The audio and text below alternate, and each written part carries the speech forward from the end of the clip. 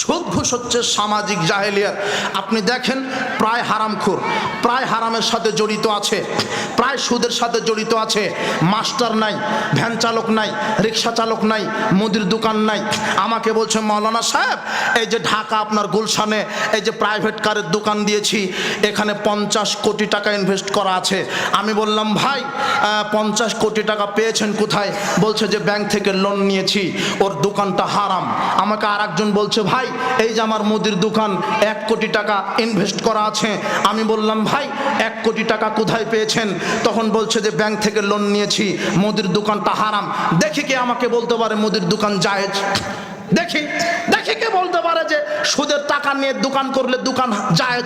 দেখি কে বলতে পারে সুদ হারাম? সারা পৃথিবীতে যদি 800 কোটি মানুষ থাকে, 800 কোটি মানুষই যদি সুদ খায় তবুও সুদ হারাম।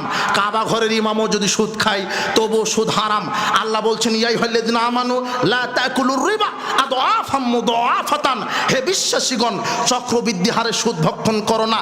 ইয়ামহাকুল্লাহুর রিবা ইউরিবিস সাদাকাত, সুদ হলো আমি ধ্বংস করেছি, দানকে বর্ধিত করেছি। ও হাল্লাল্লাহুল বায়া ও হারামার রিবা, আমি সুদকে হারাম করেছি, ব্যবসাকে বৈধ করেছি।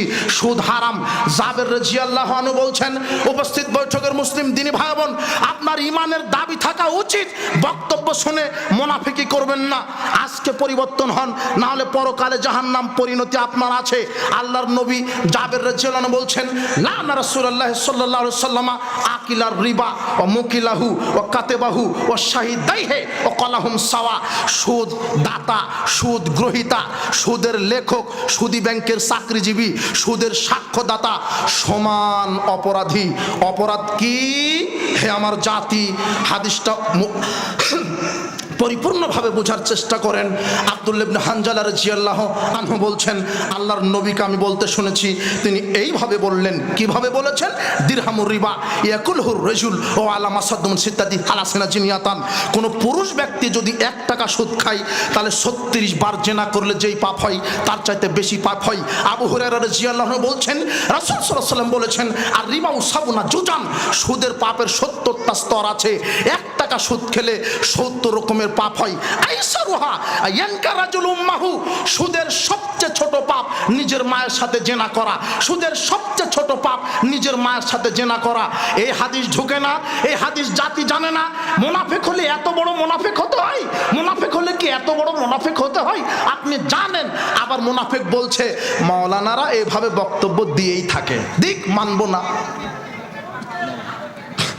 ওরা বক্তব্য দেওয়ার কথা দিচ্ছে, মানবো না। আশ্চর্য কথা, দাম্ভিকতা কত! 1 টাকা সুদ খেলে মায়ের সাথে 36 বার জেনা করলে যা হয় তার চাইতে বেশি পাপ হয়।